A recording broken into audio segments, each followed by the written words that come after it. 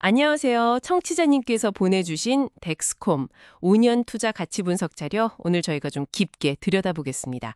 덱스콤 DXCM이죠. 최근에 주가가 좀 내려와서 걱정하시는 분들 계실 텐데요. 이 자료들을 보면서 이게 정말 장기적인 기회가 될 수 있을지 한번 같이 파헤쳐보죠. 네, 좋습니다. 자, 그럼 바로 시작해볼까요? 덱스콤 하면 역시 그 핵심 기술 CGM 연속 혈당 측정기래나요. 이게 정확히 어떤 건가요? 기존 방식이랑 많이 다른가요? 네, 핵심은 그거죠. 연속성, 그리고 편의성. 예전처럼 손가락 막 찔러서 피내고 그럴 필요가 없어요.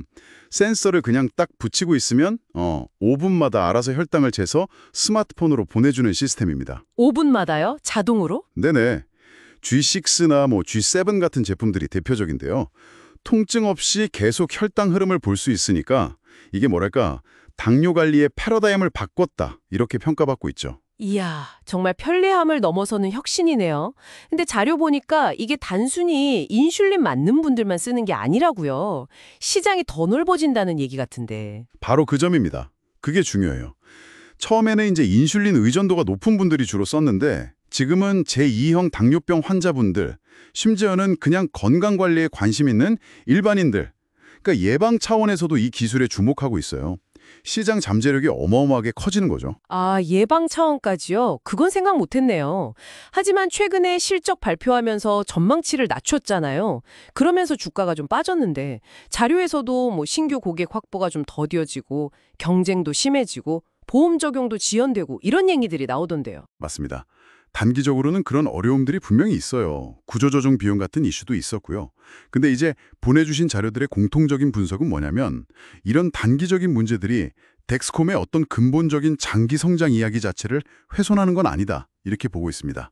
아, 단기적인 노이즈일 뿐이다. 그렇죠.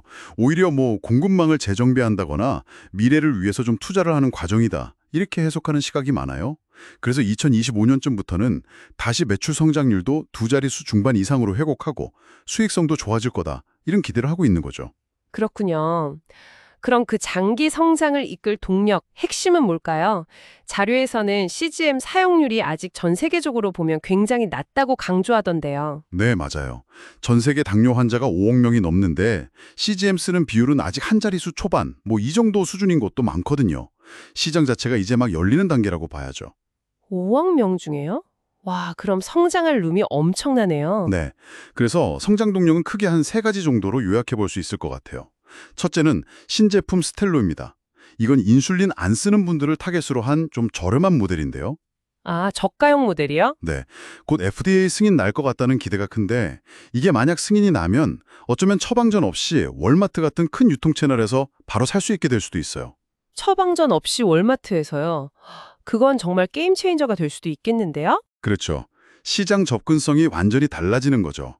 둘째는 자동 인슐린 주입, AIB 시스템과의 통합입니다.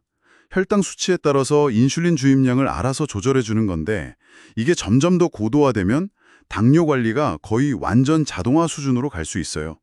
나중에는 다른 만성질환 관리 쪽으로도 확장될 가능성이 있고요. 자동화 플랫폼으로 가는 거군요. 그리고 셋째는 사실 이게 은근히 중요한데 덱스콤이 오랫동안 쌓아온 방대한 임상 데이터랑 브랜드 신뢰도예요. 이건 경쟁사들이 단기간에 따라오기 힘든 뭐랄까 해자 같은 거죠. 스텔러의 유통망 확대, AID 시스템 통합, 그리고 데이터와 브랜드. 다 중요한 포인트네요.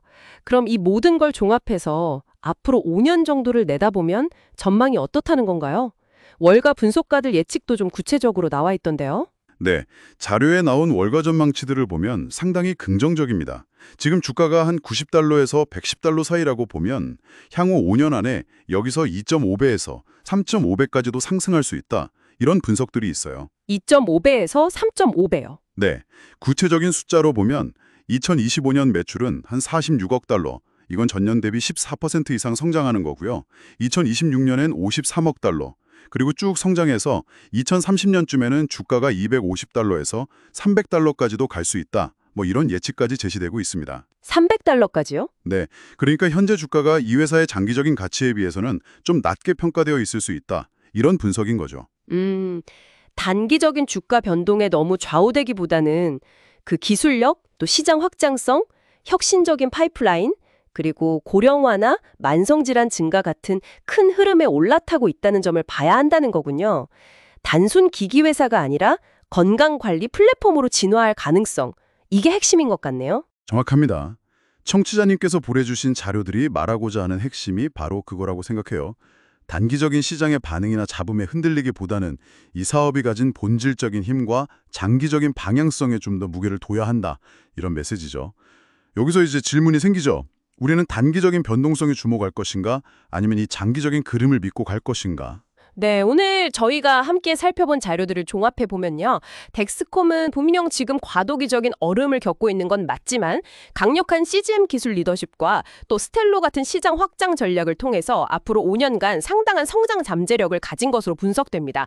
청취자님께서도 느끼셨겠지만 현재의 주가 조정이 장기 투자 관점에서는 오히려 매력적인 진입 기회가 될 수 있다는 시각이 우세한 것 같습니다. 마지막으로 청취자님들과 함께 생각해 볼 만한 질문을 하나 던지고 싶습니다.